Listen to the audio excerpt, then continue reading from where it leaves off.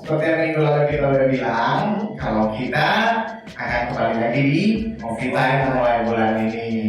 Dan seperti biasa, karena kita mau acara ini jadi berkah buat kita semua nih. Tapi sebelum kita mulai, kita berdoa dulu ya Kak ya. Kak Tim yang berdoa. Mari kita berdoa.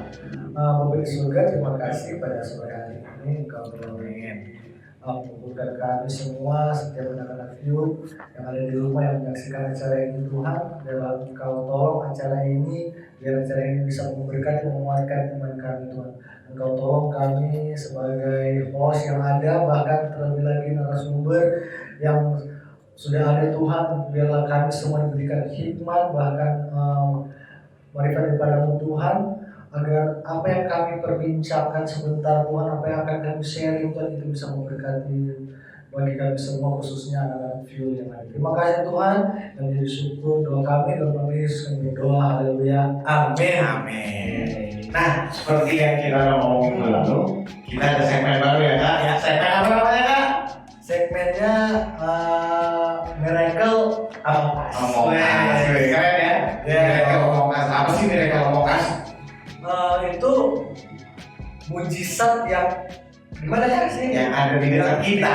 Yang seringkali kita tanpa menyadari ternyata itu terjadi loh. Iya, karena jadi singkat cerita ini ya, kita pernah ngobrol kalau akhir-akhir ini banyak nih orang-orang yang mulai meragukan adanya mujizat Tuhan ya Kak ya. Emang mujizat masih terjadi sampai sekarang? Iya, itu kan cuma kita baca di Alkitab atau itu kan zamannya bapak-bapak gereja zaman dulu aja nih. Itu cerita yang udah lama yang udah pernah terjadi. Bahkan ada orang yang bilang mujizat itu cuma buat orang-orang di pedalaman. Iya. Kita yang di kota nih udah hidup enak, udah bukan mujizat lagi ya, udah ada mujizat.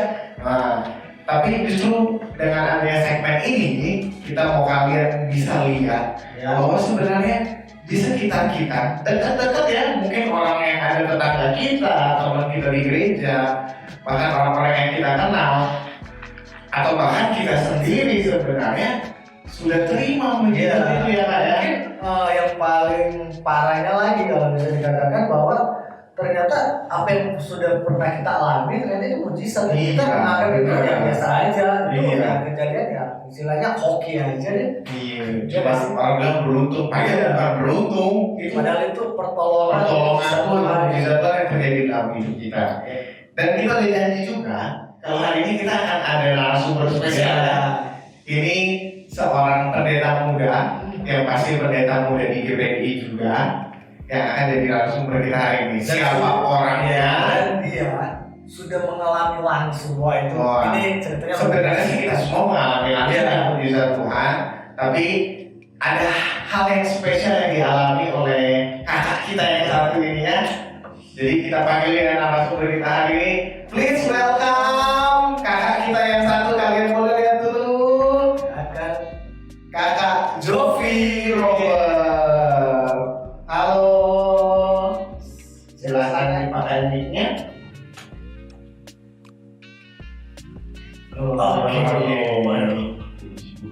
Nah, makanya kita hari ini kedatangan tamu dari GPDI Polis tuh. Kak Jovi ini melayani juga di GPDI. Jadi Kak Jovi, buka maskernya dan hobinya. Boleh tolong hobinya Kak Jovi dibawain? Oh iya. Jadi hari ini kita ngobrol-ngobrol santai nih Kak. Oke. Mungkin bisa diperkenalkan Sebelum ya, supaya teman-teman di rumah bisa tahu ini siapa sih. Mungkin namanya kita udah ngomong sih, tapi lebih jelasnya statusnya atau pekerjaannya. Oke. Ya. Halo teman-teman, ini dari Promoter GPDI Phil Elzai. Halo teman-teman Phil. Nama saya Jovi Robert. Ya, puji Tuhan, sekarang saya melayani di GPDI Polis Indah di Tangerang kan. Polres Tangerang ya. Saya bersama saya membantu di gereja mertua saya di sana. Jadi di Polres itu mertua ya. mertua ya. Untuk saat ini saya Oh bantu. jadi udah nikah nih ya? Oh, Kalau udah nikah anak ya? Enggak kan? Masih muda ganteng. Jadi nggak dapat tahu kan ada yang bertanya-tanya ini anak nikah atau belum ya? Gitu kan? udah. Jadi Tuhan, saya di rumah Tuhan saya sekarang bantu pelayanan ya di bidang multimedia sih lebih banyak. Oke. Memang saya sudah sekolah gitar, sudah PDM belum dilatih sih, tapi dipanggil PDM ya. Jadi apapun itu yang penting mainin Tuhan. Iya. Yang paling penting itu apa? Iya.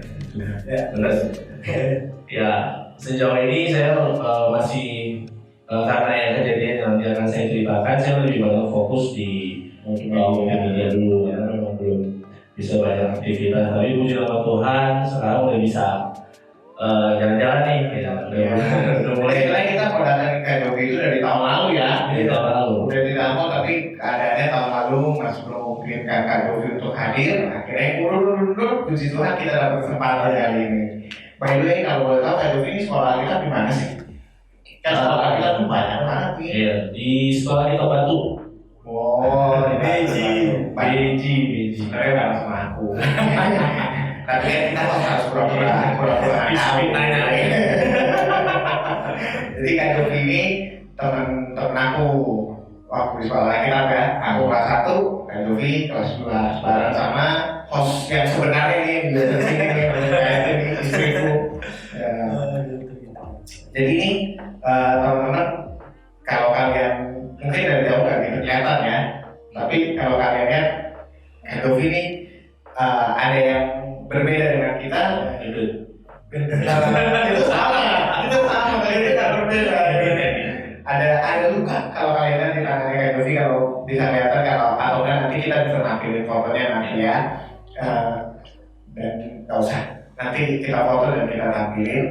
Dan ini yang jadi pertanyaan kita nih, kenapa sih Kak ada luka di tangannya nih yang kelihatannya cukup gede ya lukanya? Lumayan banyak. Mungkin lebih jelasnya karena kita ini bahas tentang miracle atau mujizat.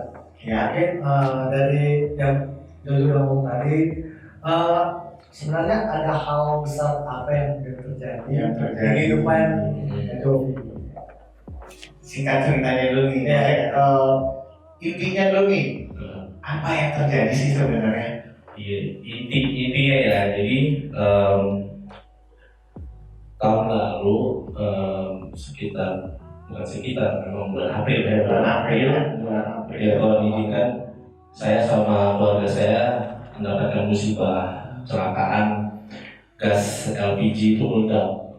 Gas LPG yang 15 kilo kan, yang biru itu meledak dan kami bertiga ada di dalam rumah itu dan ledakannya itu sampai besar akhirnya membuat kami bertiga itu terkena hawa panas dari api itu ya.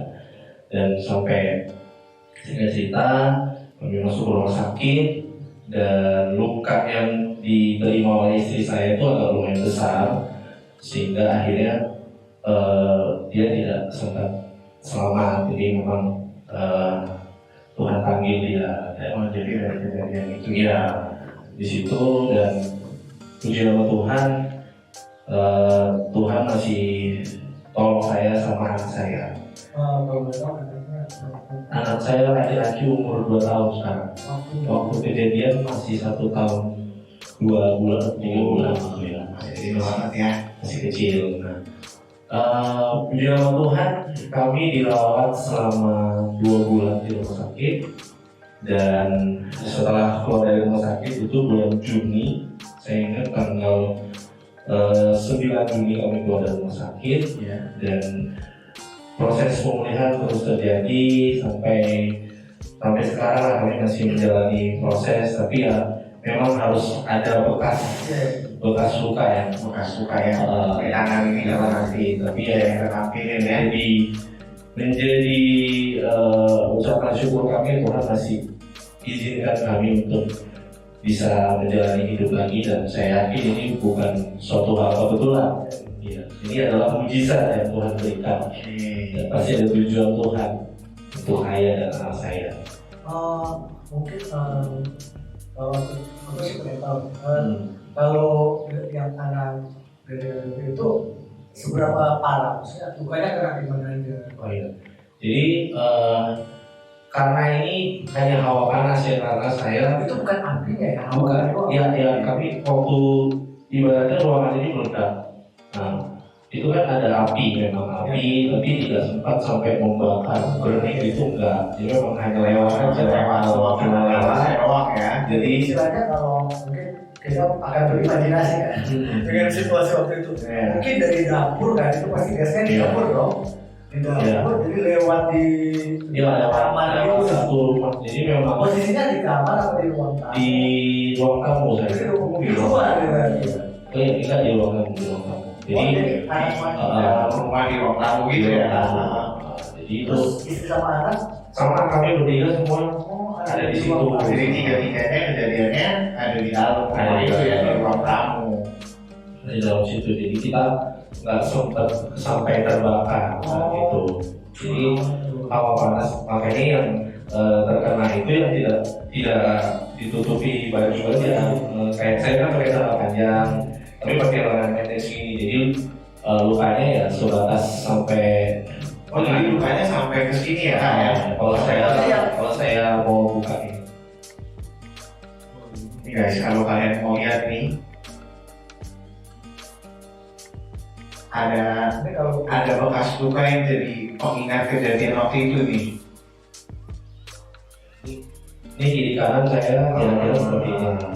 Jadi memang ini tidak sampai di atas, karena memang di atas kan saya pakai baju. Jadi batasnya di bagian yang tertutup baju itu nggak kena hawa panasnya ya, hawa panasnya. Itu sempat dengar dulu ada bunyi ledakan kan? Enggak, jadi memang waktu saya pulang itu udah bau gas dulu kan. Udah bau gas, jadi ternyata gas itu udah penuh di rumah saya. Udah mungkin itu gasnya udah beberapa jam bocor atau gimana ya? Itu pasti sudah lama karena sudah penuh kan. Ini juga pelajaran buat teman-teman di rumah ya. Kalau ada gas, kalau kita berpergian, mending kita mati. Maksudnya cabut, lebih aman. Apalagi kalau mungkin rumahnya memang sirkulasi udara kurang, itu kan lebih berbahaya. Iya benar. Jadi ada pematinya dong, apa gimana? Ya ini jadi waktu saya masuk kan saya sudah cium bau gas dan saya pergi langsung ke dapur karena saya tahu arahnya pasti di dapur. Di dapur itu masih bunyi, masih gitu, masih sementara bocor. Jadi saya nggak mikir kalau itu udah perjalanan. Pikir kayaknya masih bocor nih. Ya udah saya langsung inisiatif cabut regulator. Nah saya buka semua pintu, jendela, terus ya udah biar semuanya buka-bukain pintu jendela gitu ya. Pikir biar cepat keluar. Nah kesalahan saya saat itu saya berinisiatif supaya ini gas cepat keluar, saya nyalain kipas.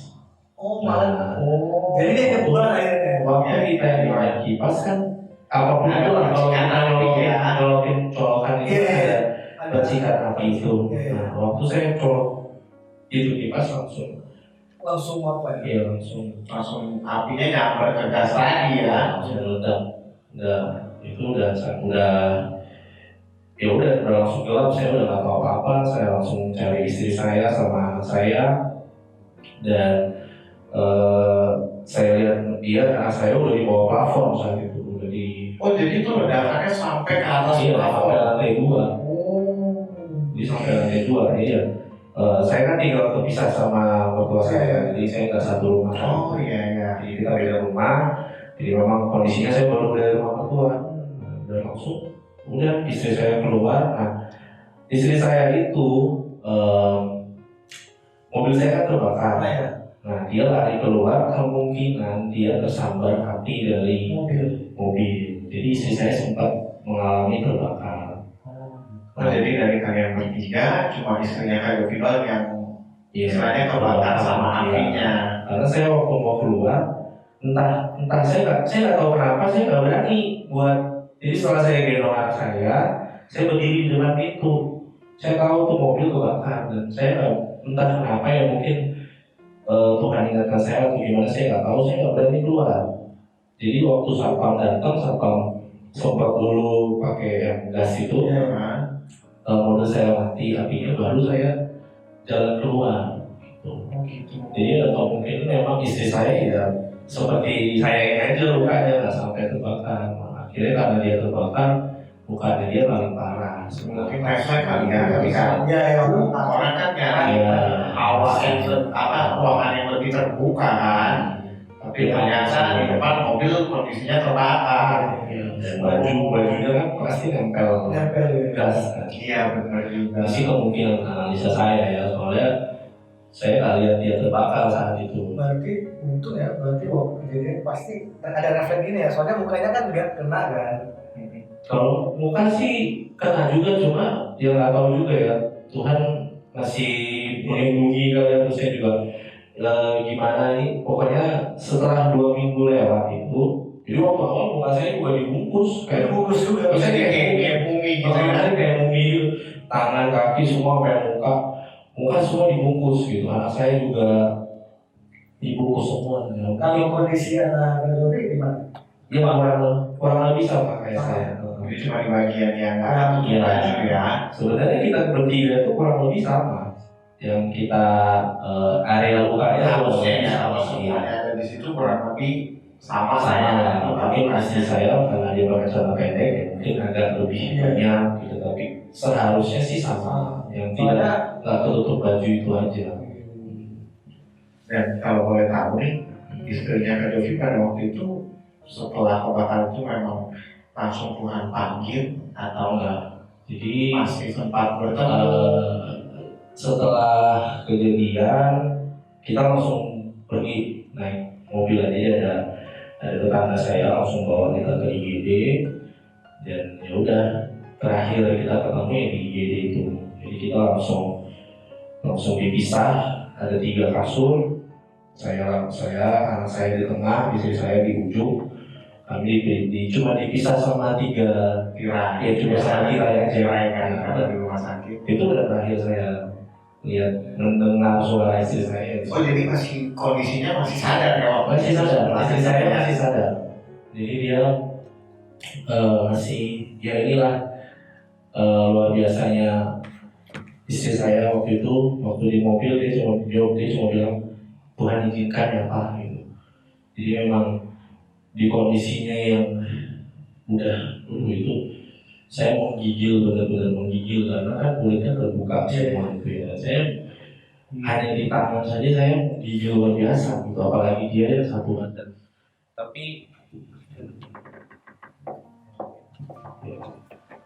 apalagi saya kali ya, dia apalagi yang saya waktu istri saya 1 badan, dan itu saya tahu banget itu pasti apa yang dirasakan tuh Ya, saya dari pengalaman pribadi yang cuma menggigil, apalagi yang lebih gitu ya. Tapi di kondisi dia yang kayak gitu dia masih bisa bilang Tuhan mengizinkan ya.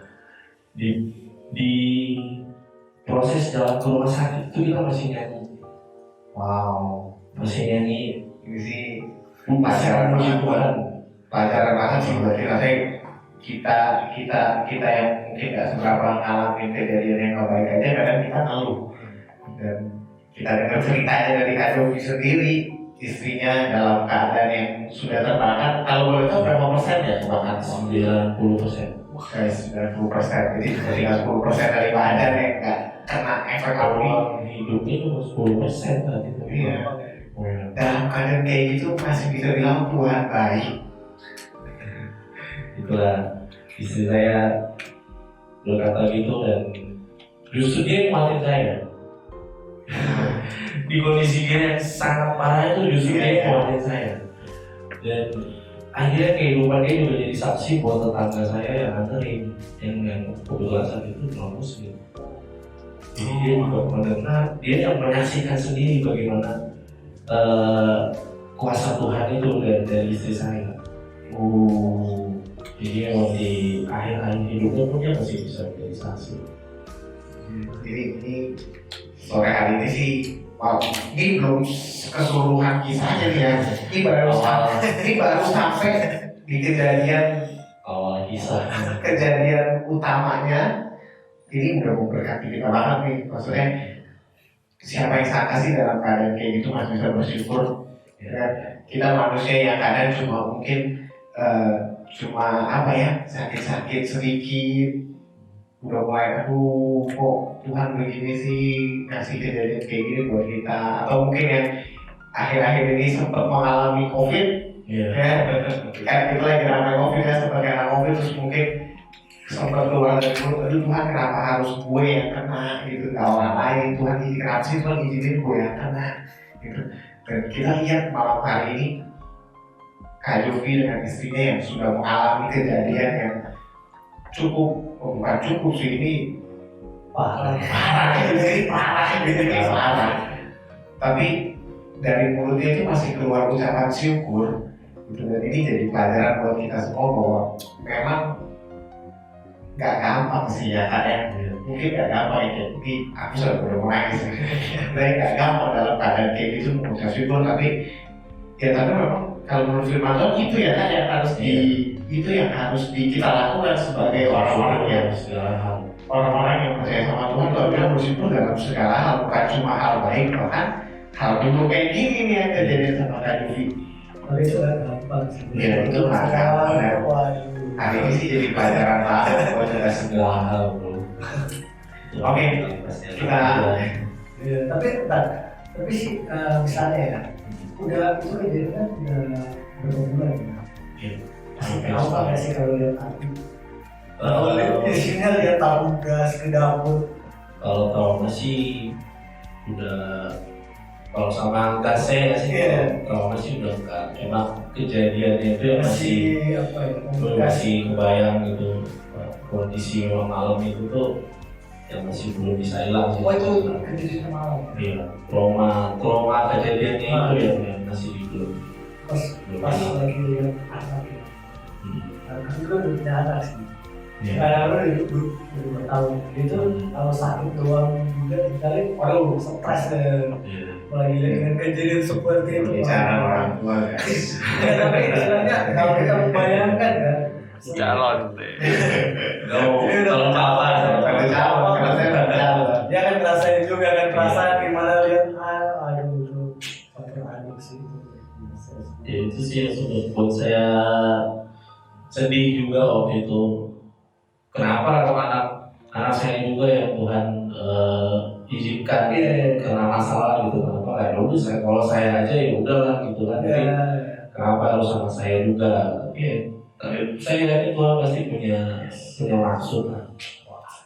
Ini luar biasa. Oke, kita balik lagi ke ceritanya tadi ya. Setelah itu kan maksudnya Kak Yofi, istri dan anak dibawa ke rumah sakit dengan kondisi mungkin berarti istrinya Kak Yofi yang paling parah ya, di antara kalian bertiga. Setelah itu berapa lama sih maksudnya dalam kondisi seperti itu dia sadar dan bertahan? Jadi setelah di IGD itu memang penanganan pertama langsung sama dokter, jadi kulit-kulitnya yang kebakar itu yang mati langsung dikelupas, dan di situ dia udah teriak-teriak segala macam. Dan itu benar-benar dalam keadaan sadar itu. Kadang saya dibius. enggak, karena itu penanganan pertama. Jadi kita nggak bisa tiba-tiba langsung masuk ke IGD kan, langsung ke ICU atau gimana apa itu. Karena kan biasa orang kalau anestesi itu kan harus cek kali ya, itu kan nggak bisa kondisi darah tinggi kan nggak bisa panas nggak boleh segala macam, dan itu kondisi COVID juga. Jadi kan kalau mau masuk rumah sakit pun harus tes dulu kan, waktu itu harus rapid segala macam. Iya, ya udah akhirnya penanganan pertama di situ, dan memang ya saya cuma bisa dengar aja ya apa yang dia teriak-teriak di sana, dan memang dia di situ sudah pasrah saat itu sama kondisi dia. Ya, mama udah gak kuat, dia udah teriak-teriak, dan dia bilang mama pergi dulu, ada Evo, dia udah pamitan di sana, dan ya itu yang membuat saya juga Tuhan kok seperti ini, tapi ya memang terus dijalani. Dan setelah itu dia dokter bilang harus dikasih ventilator ya, karena kalau tidak dia akan henti jantung saat itu. Jadi penanganan pertama harus dikasih ventilator. Oke, karena saat itu gak ada keluarga saya, karena yang mau kan hanya tetangga tadi ya. Itu kejadian sekitar jam 11-an malam ya. malam. Jadi waktu keluarga saya di telepon, mereka nggak percaya, dipikir itu penipuan kan. Iya, benar-benar baru pulang dari rumah, jadi masih ketawa-ketawa, ini tiba-tiba dibilang di rumah sakit kan nggak masuk akal. Sebelum lanjut, rumahnya kebakar. Kebakar jadi rumahnya. Iya, jadi 2 lantai itu kebakar dan mobil saya juga kebakar. Mungkin nanti kita bisa sertain ya foto rumahnya dan foto mobilnya tadi ya. Jadi kalian bisa bayangkan kondisi rumahnya seperti apa dan maksudnya bisa dibayangkan kejadiannya itu kayak apa nanti kita sama kayak review foto-fotonya ya Kak. Iya. Jadi setelah dia pasang ventilator, akhirnya harus dibius, langsung dibius di situ, dipasang ventilator. Dan mulai dari situ sampai akhirnya dia dipanggil Tuhan, dia udah nggak sadar. Jadi itu selama 18 hari. Jadi setelah kejadian itu juga mujizat. Jadi secara medis orang yang 90% itu bertahan hanya mungkin 5-6 hari. Jadi dokter dalam dulu mungkin iya, karena itu kan infeksi pasti terjadi. Orang itu luka kecil aja kan bisa infeksi, apalagi itu luka terbatas ya. Jadi dokter bilang ini hanya akan bertahan 5-6 hari. Coba kalian bayangkan ya guys, ini luka bakar satu badan, bahkan loh tubuh kita 90% air, kebakar masih dehidrasi. Benar nggak sih? Ini kalau yang ada di otak aku ya, otak aku dehidrasi berarti cairan tubuhnya udah berkurang jauh karena terbakar. Kalau pikiran aku juga sih, badannya kebakar kan, itu paru-paru apa semua kan. Nanti ngirup masuk kan, maksudnya. Jadi bertahan 18 hari itu mujizat. Itu mujizat. Dokter sampai bilang ini hanya karena puasa doa. Itu ya. Ini dokternya Kristen? Islam. Oke, itu. Oke, dokter yang non Kristen aja bisa marah bahwa ini karena kekuatan doa. Jadi dokternya memang tahu bahwa mertua saya itu hamba Tuhan, dan dia bilang, Pak, ini salah satunya karena kerja di dokter yang bisa sangat saya apresiasi dari itu, tapi juga salah satunya karena doa. Harusnya hidup kita berarti kayak gitu ya, apapun keadaannya kita harus bisa jadi kesaksian buat orang lain ya. Dia itu luar biasa lah, bisa bertahan 18 hari, dan itu yang menjadi kesaksian hidupnya dia, ya akhir hidupnya dia masih bisa menjadi saksi bagi orang lain, walaupun dalam keadaan yang nggak sadar berarti ya. Dan satu hal yang aku pengen tahu, karena aku juga punya istri gitu ya. Aku nggak bisa bayangin sih kalau aku harus tinggal sama istriku saat ini. Maksudnya bukan ditinggal kayak sekarang yang istri lagi Manado ya, ini udah ditinggal gitu. Ini udah ditinggal. Maksudnya kalau Kak Devi kan ditinggal untuk selamanya. Jadi apa sih perasaan Kak Devi ketika akhirnya setelah sekian hari bertahan, pasti kan sebagai manusia mungkin berharapnya kan akan fully ya, berkumpul lagi bersama-sama, itu manusiawi lah ya. Pasti harapannya yang baik, tapi ketika Tuhan panggil, istilahnya hal yang tidak diinginkan terjadi kan. Jujur kalau aku pribadi mungkin hal pertama yang aku akan lakukan, walaupun aku nggak tahu ya, misalkan kejadian itu, tapi aku rasa aku akan bertanya-tanya banget sama Tuhan, misalnya kayak, why? Pasti. This will happen to me gitu kan, saat ini bisa terjadi sama aku, kenapa gitu kan. Mereka Kak Devi sendiri tuh, maksudnya apa sih perasaannya ketika memang Tuhan izinkan istrinya untuk kembali ke pangkuan? Yang saya rasakan di awal itu saya mau bunuh diri.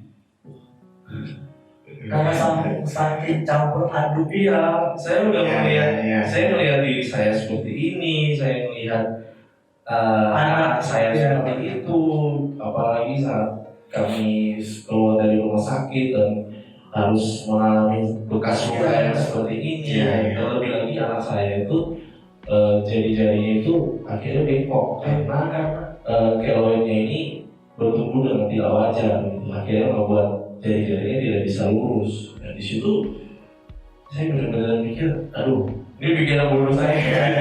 Saya naik ke Ini gunung, pikiran manusia ya. iya, saya naik ke gunung tinggi sama anak saya lompat gitu. Itu udah terbesit di pikiran saya itu karena ya melihat kondisi dan keadaan saya, ya mungkin itu hal yang pantas saya lakukan saat itu berpikir Karena kalian memang sepertinya ya udah nggak buat lainnya ya. buat kayak buat apa saya hidup gitu. Itu memang pertanyaan itu pasti muncul, kenapa itu. Dan posisi Masih waktu muncul. istri lagi sekarang atau itu posisi itu udah mulai bisa berdiri, bisa jalan. belum. Jadi saya sama-sama masih- terbalik. iya, saya masih dan saat dia meninggal pun saya nggak bisa datang, nggak bisa. Karena Masih Iya, karena saya masih di rumah sakit dan saya belum nggak bisa berdiri, saya nggak bisa jalan. anak juga gitu. Anak jadi juga benar-benar yang kalian bilang tadi di IGD itu hari terakhir terlihat saya melihat sampai akhirnya kalau melihat mungkin di mobil ya. Terakhir saya mendengar suaranya mungkin di situ.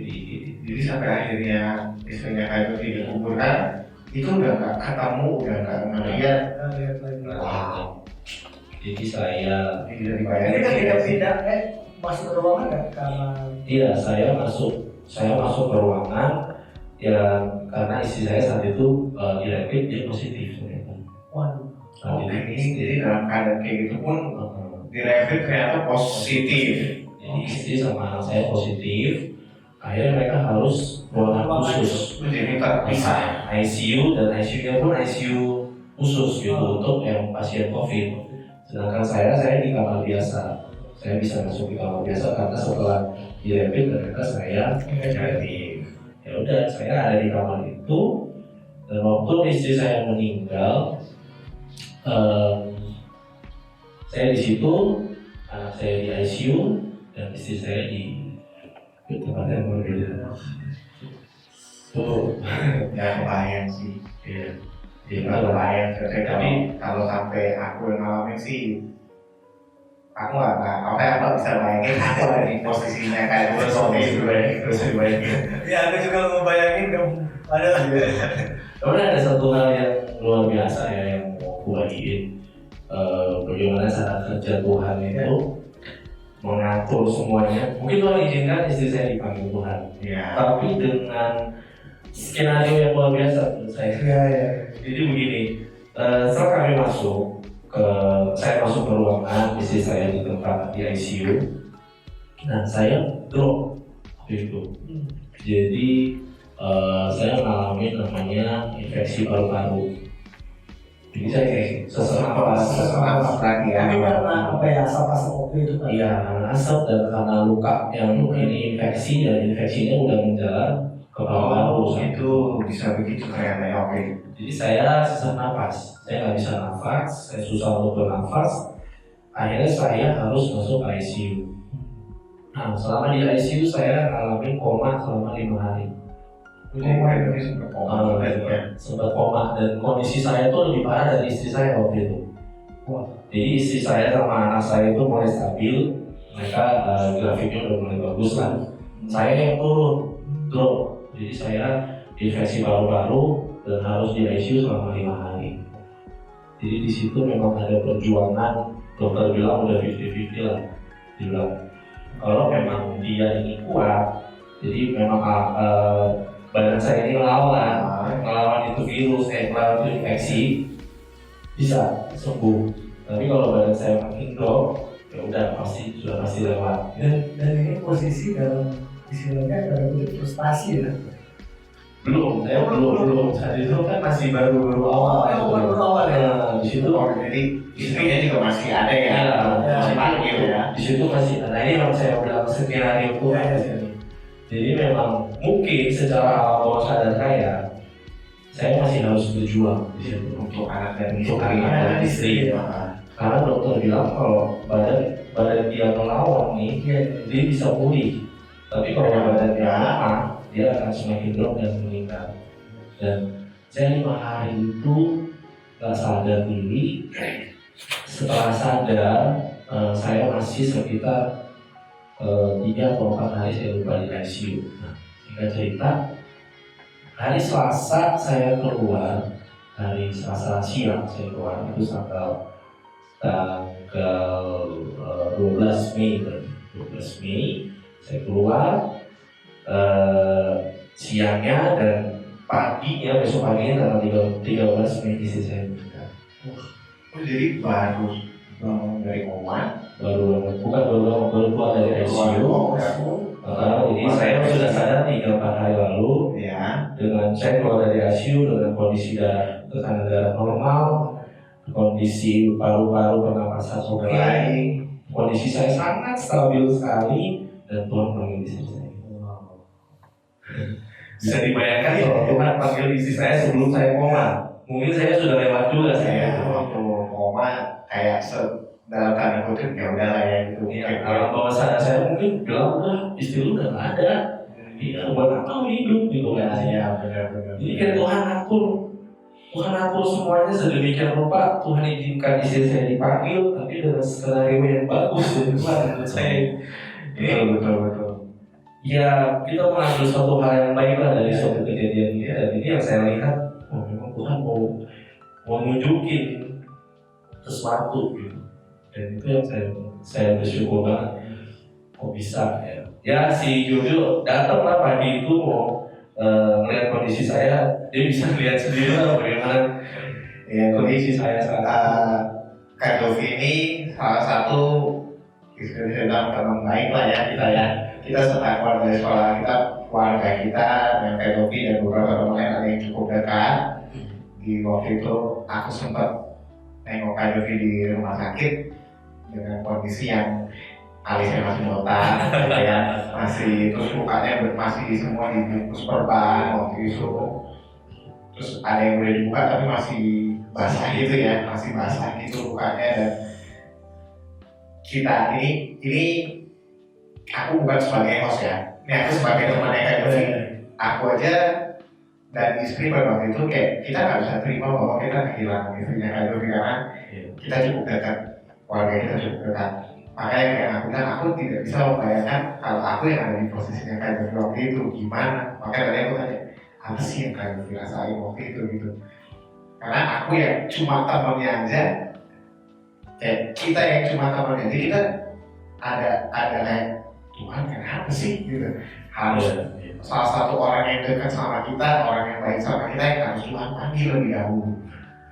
Kehilangan teman, kehilangan sahabat. Bagaimana Kak Dovi itu kehilangan istri, kehilangan sahabat, teman seumur hidup gitu kan. Kalian mungkin bisa bayangkan,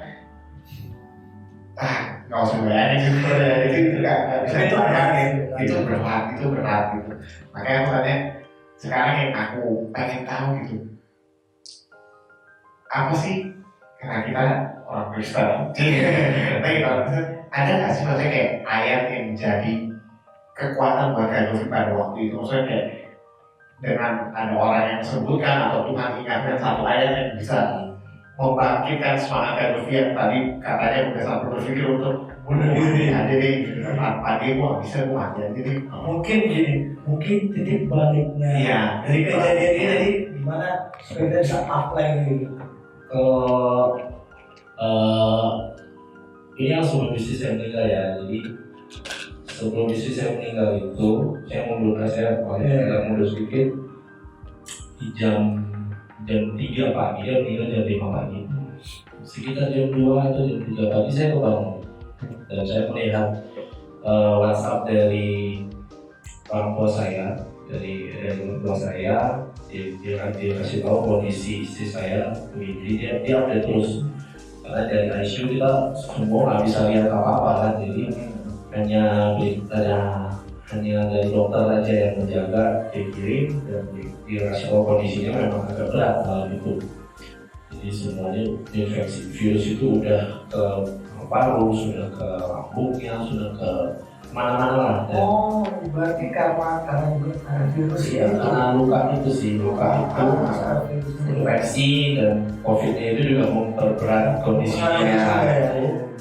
Nah di malam itu tuh saya seperti negosiasi sama Tuhan. Menawar, saya bilang Tuhan, kondisi istri saya seperti ini.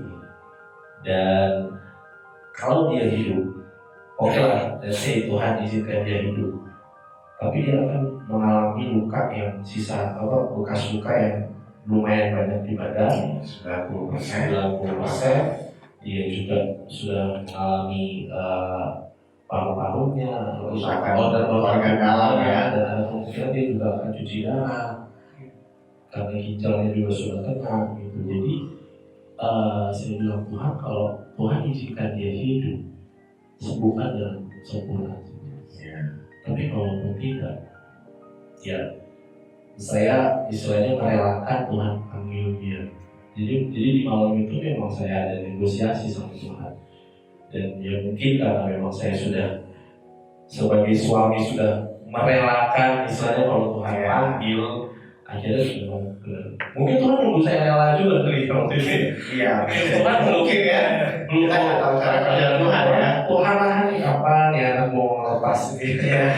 Mungkin Tuhan nunggu saya rela waktu itu, dan memang saya sudah bilang Tuhan saya merelakan lah istilahnya kalau memang Tuhan izinkan, karena saya juga kasihan sama dia kalau dia harus menjalani hidup dengan kondisi yang seperti itu. Ya puji Tuhan, di hari saat dia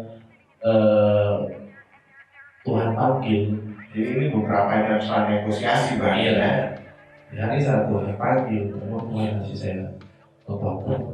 Berarti benar kata Tuhan memberi cobaan itu tidak melampaui batas kita. Jadi ya Tuhan pastikan benar dulu, kamu udah buat belum ini? Iya kan? Kalau kita itu pasti yang pemikiran tadi itu akan lebih besar lagi muncul. Iya, jadi memang di pagi hari itu justru saya yang menguatkan mama saya, menguatkan kakak saya. Mereka nangis sampai dia juga yang menguatkan kita. mereka yang datang mereka nangis. Ceritanya kita datang ini mau menguatkan si Kak Jovi ya. Yang korban. Kita datang kita bisa kuatkan Kak Jovi gitu ya. Terus istriku waktu baru datang, baru nyampe mukanya Kak Jovi langsung. Dan akhirnya malah Kak Jovi yang menguatkan kita gitu, dan itu jadi berkat banget buat kita semua pada waktu itu. Maksudnya dalam keadaan kayak gini bukannya kita yang nguatin Kak Jovi, malah Kak Jovi yang nguatin kita gitu. Padahal yang mengalami semuanya yang lebih berat pasti kan yang ngerasa lebih beratnya tentu Kak Jovi dibandingkan kita semua. Aku pun gak mau bayangin itu terjadi, mungkin kita teman dekat, wah itu gak gampang sih. Dan di sini lagi titik mujizat yang paling besar menurut aku ya. Mungkin di hati yang besar, wah itu mungkin itu dia guys, mujizat Tuhan itu mungkin bukan istrinya Kak Jovi sembuh total ya. Mungkin bukan hal yang besar yang bisa kita lihat. Maksudnya mujizat itu bukan selalu hal besar yang wah gitu kan, setelah 90% kebakaran bisa sembuh dengan total, tapi justru dengan Tuhan berikan hati yang besar untuk terima semua itu, bahkan bertahan sampai saat ini, itu mujizat. Mungkin di sisi lain juga gini, seringkali juga teman-teman kita menginginkan mujizat dari keinginan kita, ngerti nggak maksud aku? Jadi seringkali Tuhan yang aku inginin mujizat seperti apa? Tapi ada versi Tuhan yang sebenarnya lebih luar biasa lagi ya nggak sih? Jadi buat istri saya, dia dipanggil Tuhan itu lah mujizat. Iya. Makanya kalau dia hidup menderita kasihan. Iya, saya setuju. Tadi kita kan ngobrol kan, seringkali kan orang itu menganggap kematian itu sesuatu yang menakutkan, yang waduh, yang padahal ya kita bilang justru itu keberuntungan buat kita. Enak dia sekarang. Gila, istri saya sudah iya. Karena kita ada di dunia ini, kita berjuang untuk keselamatan kita, pertandingan kita gitu kan. kalian bisa bayangkan kalau kita itu mempunyai umur nggak usah apalagi lah seperti Metusalam, mau hidup 969 tahun. Coba kalian bayangkan, kita balik lagi, makanya kita konversikan ke versinya Kak Jovi. Kalian bayangkan kalau versinya Kak Jovi harus hidup dengan kondisi yang Harus cuci darah. Saatnya dia bertahan pun harus Dengan cuci kondisi darah seperti itu. seumur hidup ya. Cuci darah seumur hidup, Harus ngurus anak. harus urus anak, urus Suami lagi. itu urus suami. itu justru mungkin sesuatu yang Justru mungkin akan ada persumutan di sana. Iya, sama iya. saya.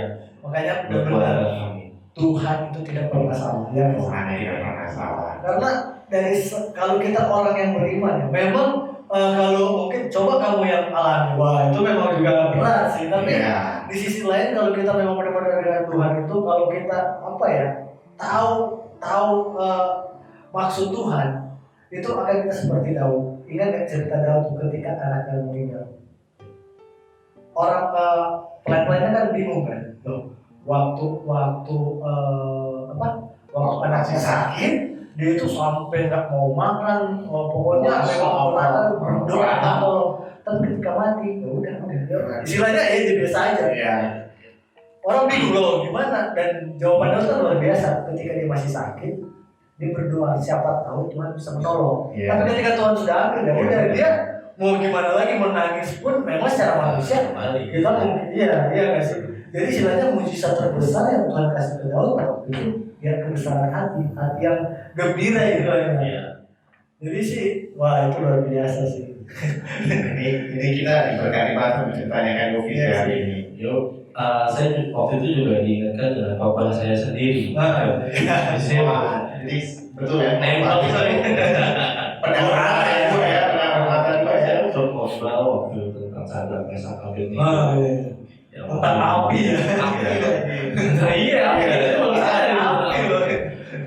kalau dia bilang kalau Tuhan tidak tolong waktu itu, saya tetap akan Menambah.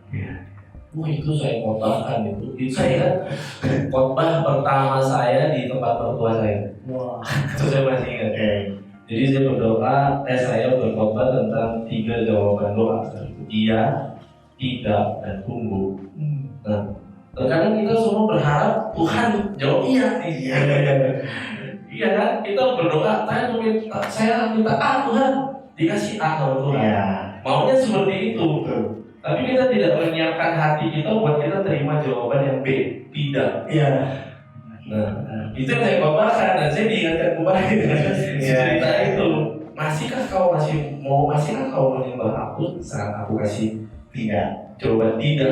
Saya berdoa, Tuhan selamatkan istri saya misalnya. Atau orang lain semua berdoa, selama 18 hari itu semua orang berdoa buat istri saya. Sembuhan ya pasti. Semua teman-teman saya di mana semua, kami ada saudara-saudara saya ada doa rantai dari 24 jam berdoa dan ternyata jawabannya tidak. Siap nggak kita terima jawaban tidak dari Tuhan itu? Dan itu yang saya diingatkan kembali, dan itulah jawaban Tuhan itu tidak. Iya. Mungkin yang kita ngomongin tadi, kebanyakan orang kan berdoa tentang mujizat versi kita. Iya, gitu. Tapi kita lupa ada mujizat versinya Tuhan. Benar. Dan itu kembali lagi ke Kak Jovi, siap nggak? Iya. Mujizat yang akan aku kasih. Tuhan. Iya. Dan kalau boleh tahu sekarang bagaimana kondisi Kak Jovi saat ini dengan anak? Kondisi apa nih? Kondisi secara fisik, mungkin mental. Ya, mental Setelah kejadian luar biasa yang sudah dilewati kurang lebih udah 1 tahun ya. 1 tahun, hampir 1 tahun yang lalu ya. Hampir 1 tahun yang lalu setelah ya Tuhan izinkan untuk terjadi. Ya. Bagaimana kondisinya sekarang? Pastinya dalam pendapat tapi bentuknya seperti apa? Ya kalau kondisi fisik saya sekarang ini, puji Tuhan saya naik 20 kilo. Jadi waktu di rumah sakit itu saya drop sampai hampir 60 kilo. Kurus sekali saya waktu itu. Waktu di dunia itu udah agak baru keluar ICU kurus banget itu ya. Kurus banget waktu itu. Di dunia itu saya kurus sekali, dan puji Tuhan karena saya nggak bisa bergerak, saya harus di kasur terus, saya itu cuma makan tidur, naik 20 kilo. Kondisi kulit saya dan anak saya ya seperti yang bisa dilihat sekarang, kami masih menjalani pengobatan. Jadi sampai saat ini setiap minggu harus ke dokter untuk suntik biar ini nggak semakin besar. Karena ini kalau di iya ini paling tebel dia ya. Jadi memang diusahakan maksimal sampai 2 tahun pengobatan suntik ini. Jadi kalau memang 2 tahun masih seperti ini ya kemungkinan harus dioperasi. Tapi kalau saya pikir, ayo sudah lah. Memang ini yang Tuhan bekas yang Tuhan kasih ke saya terima aja gitu. Ini mujizat ya. Jadi orang Pengingat mujizat Tuhan mengingat ya. kalau saya melihat ini ya, ini saya mengingat apa yang sudah Tuhan perbuat untuk kehidupan saya. Kalau memang anak saya harus dioperasi karena fungsi jarinya kurang bagus. Dan kulitnya juga kan masih kecil, Ya, istilahnya masih beregenerasi. Kalau memang dia kan kita juga nggak tahu. Bullying sekarang kan luar biasa. Iya. Saya menghindari hal itu karena dia pasti akan malu dengan kondisi. Kalau saya mungkin sudah dewasa dan sudah mengerti gitu kalau dia orang tua ya. Iya. Anaknya sekarang berapa?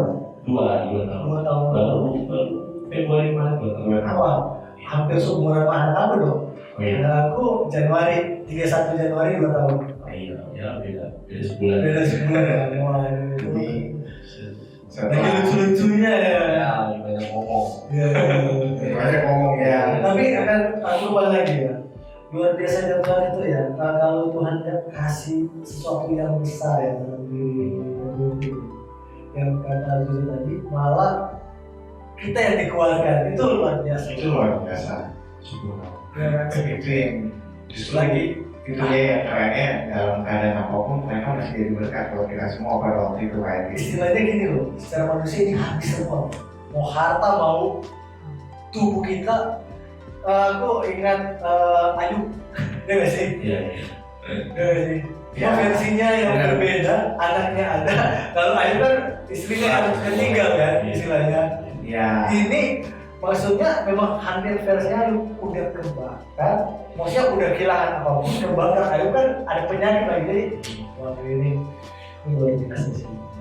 Itu kalau saya baca kisah Ayub itu Hampir mirip ya, ya. seperti itu lah kira-kira. Waduh itu, tapi luar biasa puji Tuhan. Puji Tuhan. Ya pelan-pelan Tuhan. Prosesnya panjang sih, nggak yang tiba-tiba saya tiba-tiba. Wow, Tapi memang di awal itu saya bisa dibilang sangat kuat. Nah, saya mulai turun itu waktu melihat anak saya. Waktu di rumah sakit itu masih saya survive, saya mau berjuang segala macam, mimpi ke depan juga. Pokoknya saya banyak hal yang harus saya lakukan lah, begitu ya kan. Sampai Tuhan izinkan istri saya dipanggil Tuhan pun masih ada visi yang mau saya lakukan ke depan ya. Iya, dan setelah saya melihat kondisi anak saya, justru di situ saya down. Jadi di situ saya mulai bersungut-sungut, di situ saya mulai tidak mengucap syukur, di situ jam-jam doa saya mulai berkurang.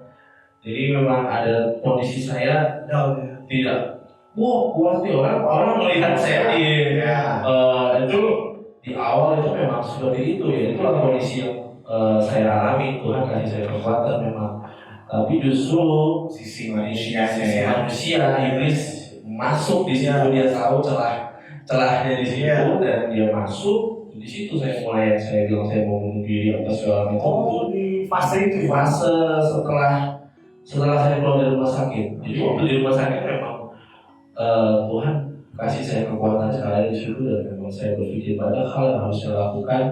Tapi setelah melihat kondisi anak saya seperti ini, saya melihat kondisi anak saya sisa lukanya seperti itu, dan di situ yang mulai saya down, saya mulai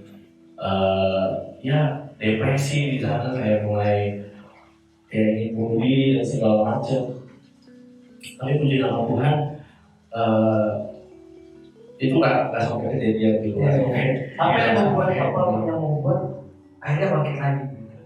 Kalau titik baliknya sendiri sih saya nggak tahu di mana ya. Jadi kayak memang berjalan aja, Mengalir aja. Saya aja memulihkan satu-satu gitu ya.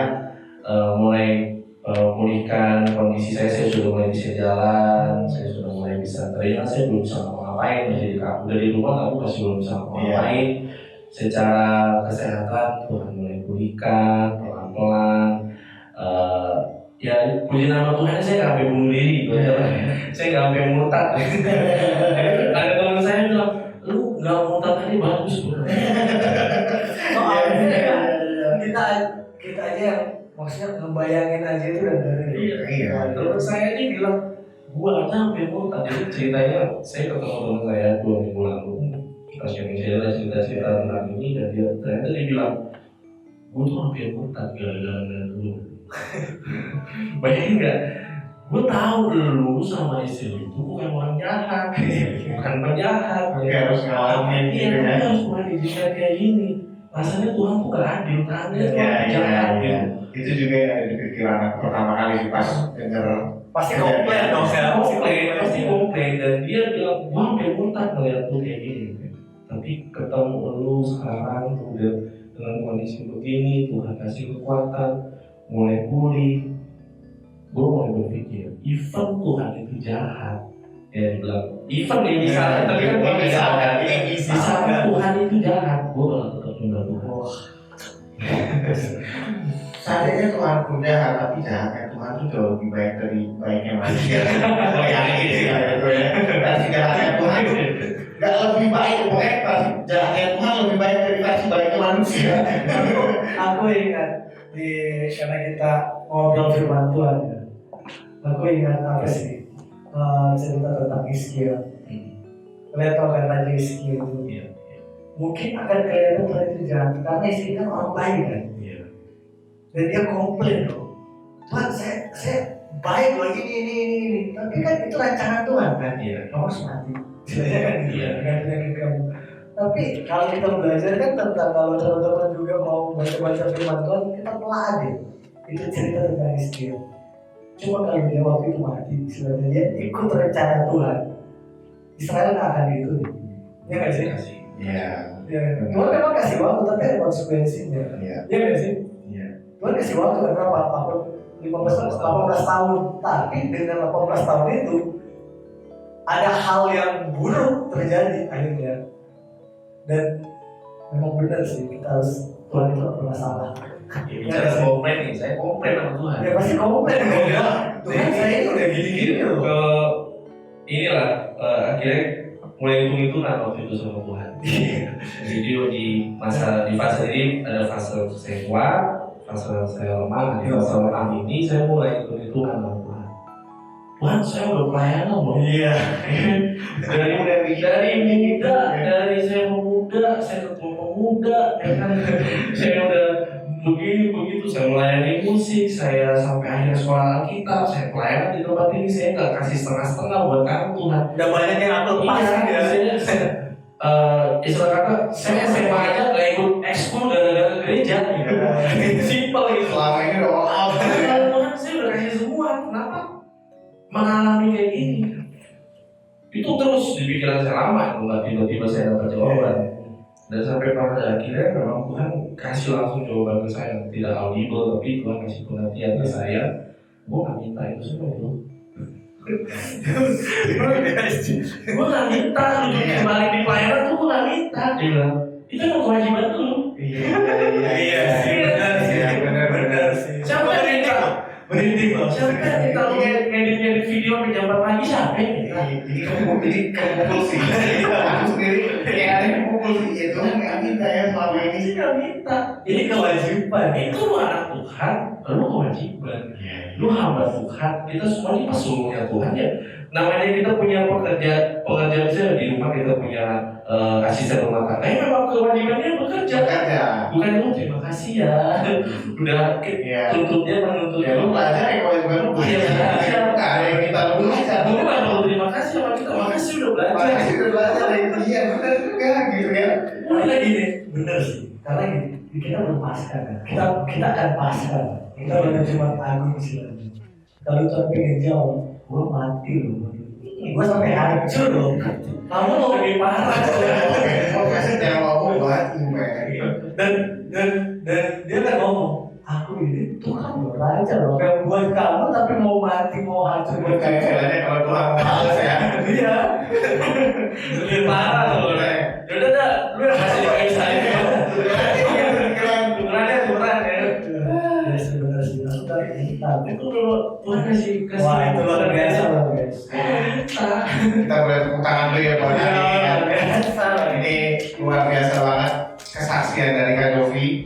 Dan sebenarnya sih masih banyak banget yang kita mau ngobrolin ya. Tapi karena masih panjang banget, tapi karena mengingat waktu. Tapi sih satu sih sering kali ini sih benar sih. Aku juga, ya juga ya.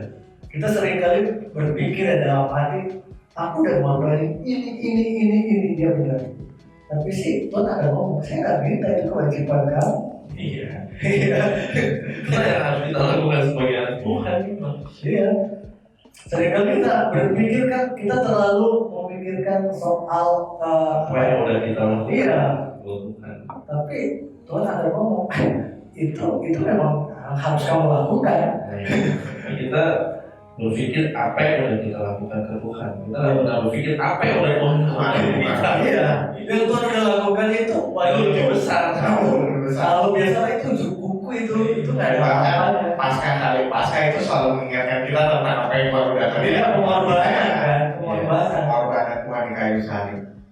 Jadi sebelum kita menutup ini semua nih, apa sih yang bisa Kak Jovi bagikan buat kita semua setelah perjalanan yang seru, ya, seru dalam tanda kutip ya, perjalanan seru yang Tuhan izinkan untuk Kak Jovi alami.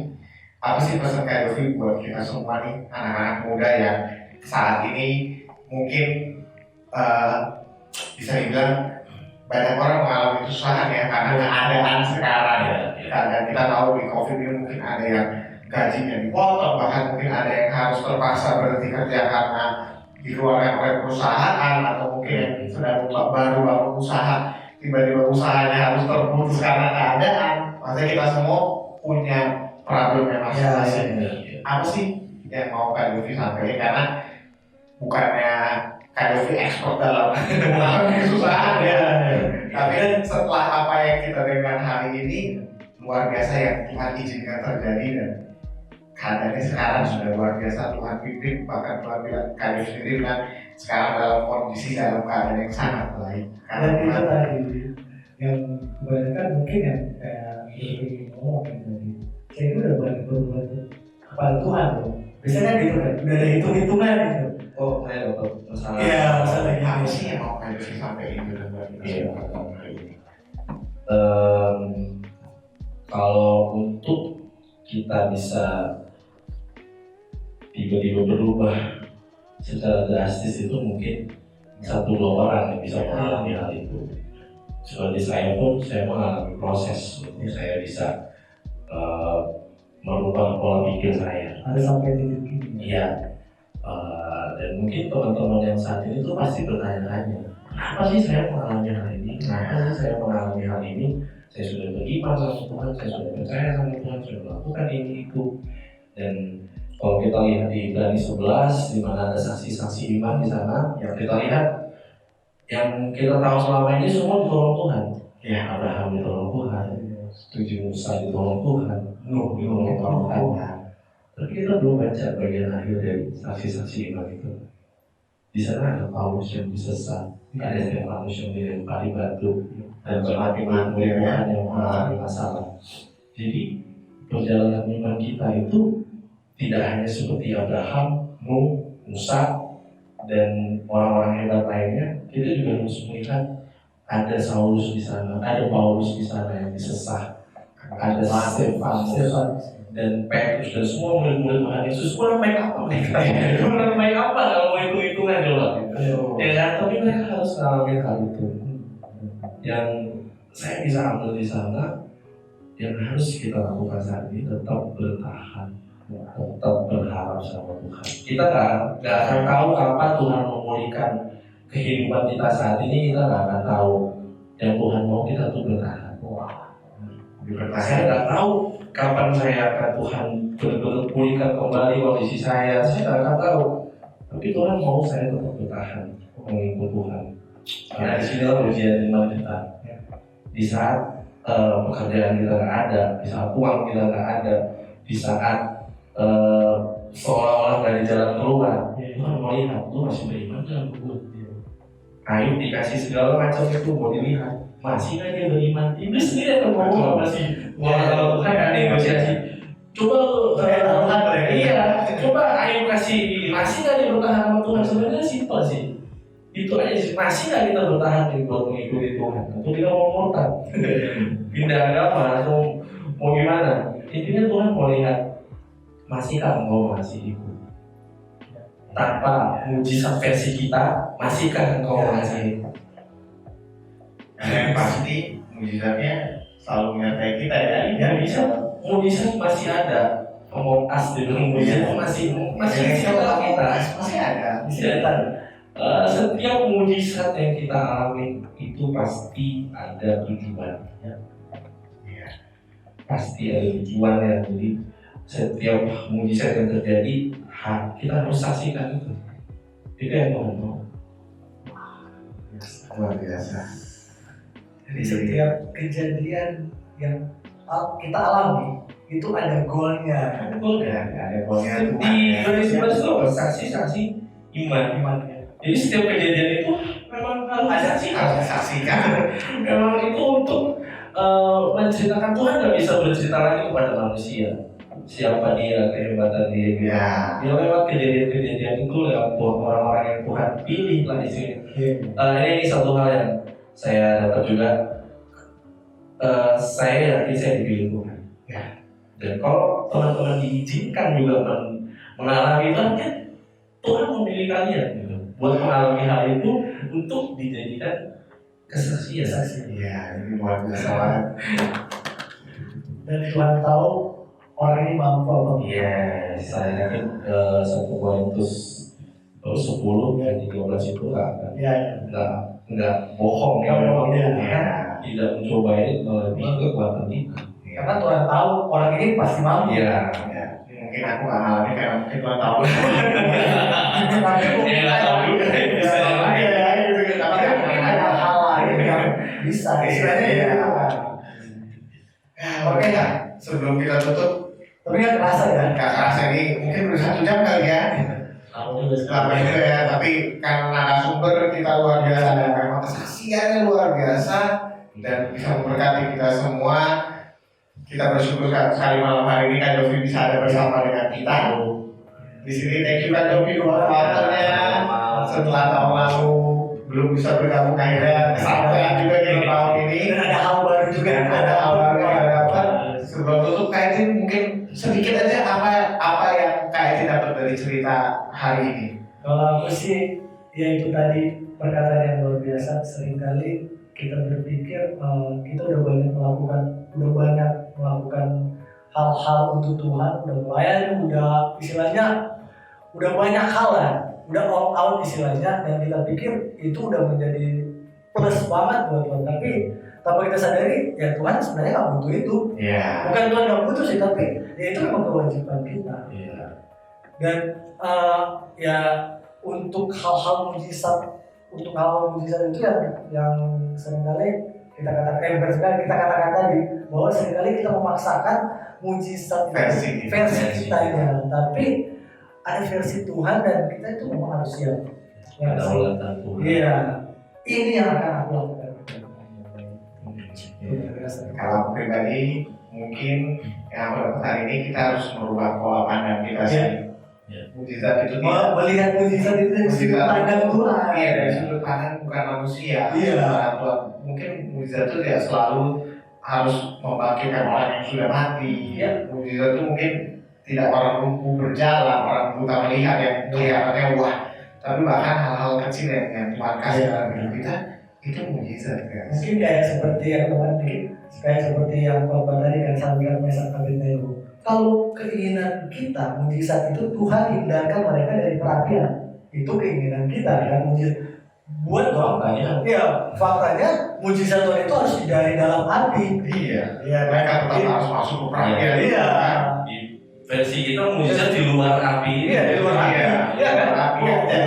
Dia dimasukkan ke api belok ke kanan. Wah, mujizat. Padahal Mujizatnya kan mujizat kita pasti pemikiran manusia. Tuhan rubah cara keinginan raja pada waktu itu Nebukadnezar kan nggak jadi dimakan ya. nggak jadi dimakan. Iya. Ya, maksudnya itu versi manusia, tapi versi Tuhan beda. Ya, pikiran lagi. Gua yang jaga dia gitu ya. Jadi keren. Kalau nggak masuk itu nggak jadi cerita. Jadi gitu perbedaan pemikiran manusia.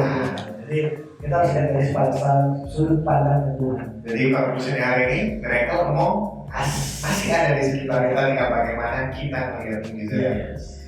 Nah, jadi terima kasih ya Devi buat waktunya, terima kasih buat pengalaman yang luar biasa, terima kasih buat berkatnya juga buat semuanya, banyak pelajaran yang kita pelajarin dari malam hari ini. Tapi sebelum menutup hari ini, kita juga mau ucapin turut berduka cita karena ada teman kita Yud, salah satu dancer kita di sini, pelayan Tuhan juga, Tuhan yang luar biasa, harus Tuhan izinkan dipanggil juga, dan ini juga dan kita turut berdoa untuk keluarga yang ditinggalkan, Tuhan berikan kekuatan daripada harus selalu menjaga keluarga yang ditinggalkan. selalu menghibur, menguatkan, dan kembali lagi tadi kita sudah ngobrol kan bahwa kematian itu bukan hal yang menakutkan. Tuh kita akan juga ke sana tapi dengan cara yang berbeda, tapi bagaimana kita melihat hal itu secara firman Tuhan. Oke, karena waktunya panjang sekali kita hari ini, lebih panjang dari biasanya kita coffee time. Kita akan tutup coffee time pada malam hari ini. Dan Devi boleh berdoa buat kita semua, buat anak-anak kita tempat ini juga. Oke, mari kita sama-sama berdoa. Tuhan Yesus, terima kasih Tuhan. Kami bersyukur untuk malam hari ini. Kami yakin dan percaya tidak ada suatu hal yang kebetulan kami dipertemukan di tempat ini. Amin. Dan hari ini hamba-Mu bisa menyaksikan bagaimana mujizat-Mu masih ada dalam kehidupan kami Tuhan. Bagaimana hamba-Mu Kau tolong untuk bisa bertahan sampai pada saat ini. Semua hanya karena kekuatan daripada Tuhan Yesus. Kiranya Engkau yang menolong tunan-tunan kami saat ini yang ada dalam kondisi lemah, ada dalam kondisi yang putus asa atau apapun Tuhan saat ini, yang merasa Tuhan Engkau lari daripadanya, atau Tuhan tidak ada mujizat lagi atau apapun yang saat ini mereka pikirkan Tuhan.